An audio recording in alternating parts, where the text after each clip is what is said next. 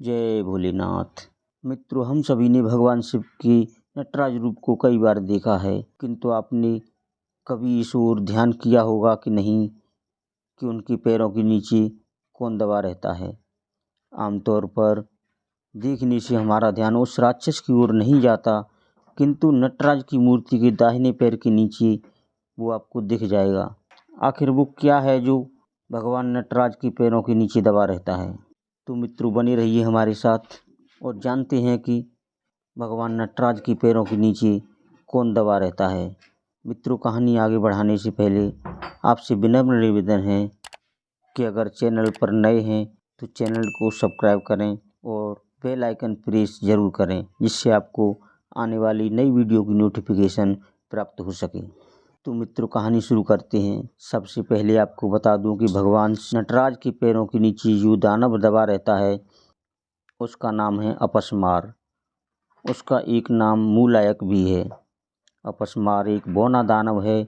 इसे अज्ञानता और विस्मृति का जनक बताया गया है। इसे रोग का प्रतिनिधि भी माना जाता है। आज भी मृगी के रोग को संस्कृत में अपस्मार ही कहते हैं। योग में नटराजासन नामक एक आसन है, जिसे नियमित रूप से करने पर निश्चित रूप से मृगी के रोग से मुक्ति मिलती है। एक कथा के अनुसार अपस्मार एक बौना राक्षस था, जो स्वयं को सर्वशक्तिशाली एवं दूसरों को हीन समझता था। स्कंद पुराण में उसे अमर बताया गया है। उसे वरदान प्राप्त था कि वो अपनी शक्तियों से किसी की भी चेतना का हरण कर सकता था। उसे लापरवाही एवं मृगी की रोग का प्रतिनिधि भी माना गया है। अपनी इस शक्ति के बल पर अपस्मार सभी को दुख पहुंचाता रहता था। उसी के प्रभाव के कारण व्यक्ति मृगी की रोग से ग्रसित हो जाते थे और बहुत कष्ट भोगते थे।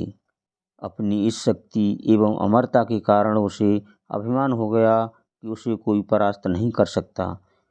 एक बार अनेक ऋषि अपनी पत्नियों के साथ हवन एवं साधना कर रहे थे। प्रभु की माया से उन्हें अपने त्याग और सिद्धियों पर अभिमान हो गया और उन्हें लगा कि संसार केवल उन्हीं की सिद्धियों पर टिका हुआ है। तभी भगवान शंकर और माता पार्वती भिक्षुक के वेश में वहां पधारे, जिससे सभी स्त्रियां उन्हें प्रणाम करने के लिए यज्ञ छोड़कर उठ गईं। इससे उन ऋषियों को बड़ा क्रोध आया और उन्होंने अपनी सिद्धि से कई विषधर सर्पों को उत्पन्न किया और उन्हें भिक्षुक रूपी महादेव पर आक्रमण करने को कहा, किंतु भगवान शंकर ने सभी सर्पों का दलन कर दिया। तब उन ऋषियों ने वहीं उपस्थित अपस्मार को उन पर आक्रमण करने को कहा। स्कंद पुराण में ऐसा वर्णन भी है कि उन्हीं साधुओं ने अपनी सिद्धियों से ही अपस्मार का सृजन किया था।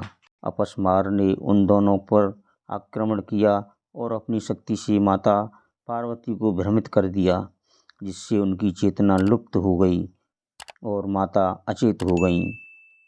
यह देखकर भगवान शंकर अत्यंत क्रुद्ध हुए और उन्होंने 14 बार अपनी डमरू का नाद किया।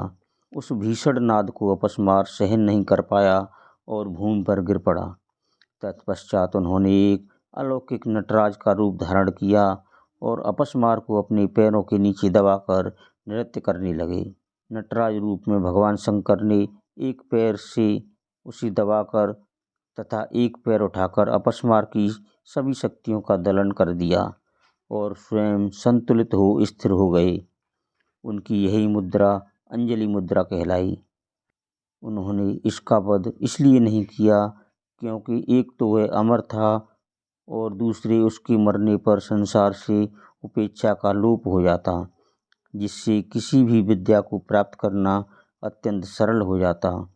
इससे विद्यार्थियों में विद्या को प्राप्त करने के प्रति सम्मान समाप्त हो जाता।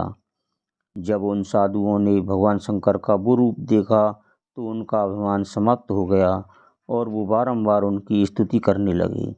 उन्होंने इसी प्रकार अपस्मार को निष्क्रिय रखने की प्रार्थना की, ताकि भविष्य में संसार में कोई उसकी शक्तियों के प्रभाव में न आए। नटराज रूप में महादेव ने जो 14 बार अपनी डमरू का नाद किया, उसे ही आधार मानकर महर्षि पाणिनि ने 14 सूत्रों वाले रुद्राष्ट अध्यायी माहेश्वर सूत्र की रचना की। एक अन्य कथा के अनुसार एक बार भगवान शंकर के मन में अलौकिक नृत्य करने की इच्छा हुई। उसे देखने के लिए सभी देवता, यक्ष, ऋषि, गंधर्व इत्यादि कैलाश पर एकत्र हुए। स्वयं महाकाली ने उस सभा की अध्यक्षता की। देवी सरस्वती तन्मयता से अपनी वीणा बजाने लगी। भगवान विष्णु मृदंग बजाने लगे। माता लक्ष्मी गायन करने लगी। परमपिता ब्रह्मा हाथ से ताल देने लगे। इंद्र मुरली बजाने लगे एवं अन्य सभी देवताओं ने अनेक वाद्य यंत्रों से लयबद्ध स्वर उत्पन्न किया। तब महादेव ने नटराज का रूप धर ऐसा अद्भुत नृत्य किया जैसा आज तक किसी ने नहीं देखा था। उस मनोहरी नृत्य को देखकर सभी अपनी सुध बुध खो बैठे। जब नृत्य समाप्त हुआ तो सभी ने एक स्वर में महादेव को साधुवाद दिया। महाकाली तो इतनी प्रसन्न हुई और उन्होंने कहा, प्रभु, आपके इस नृत्य से मैं इतनी प्रसन्न हूँ कि मुझे आपको वर देने की इच्छा हुई, अतः आप मुझसे कोई वर मांग लीजिए। तब महादेव ने कहा, देवी, जिस प्रकार आप सभी देवगण मेरे इस नृत्य से प्रसन्न हो रहे हैं, उसी प्रकार पृथ्वी के सभी प्राणी भी हों, यही मेरी इच्छा है। अब मैं तांडव से विरत होकर केवल रास करना चाहता हूँ। यह सुनकर महाकाली ने सभी देवताओं को पृथ्वी पर अवतार लेने का आदेश दिया और स्वयं श्री कृष्ण का अवतार लेकर वृंदावन पधारी। भगवान शंकर ने राधा का अवतार लिया और फिर दोनों ने मिलकर देव दुर्लभ महारास किया, जिससे सभी पृथ्वीवासी धन्य हो गए। यही कारण है कि देवी भागवत में श्री कृष्ण को माता काली का अवतार बताया गया है। तो इस प्रकार अपस्मार को अपने पैरों के नीचे दबाए अभय मुद्रा में भगवान शंकर का नटराज स्वरूप यह शिक्षा देता है कि यदि हम चाहें तो किसी भी दोष को स्वयं संतुलित कर उसका दलन कर सकते हैं। महादेव का नटराज रूप पाप के दलन का प्रतीक तो है ही, किंतु उसके साथ साथ आत्मसंयम और इच्छा शक्ति का भी प्रतीक है। मित्रों, वीडियो पसंद आई हो तो वीडियो को लाइक करें, कमेंट करें, शेयर करें। हर हर महादेव, जय भोलेनाथ।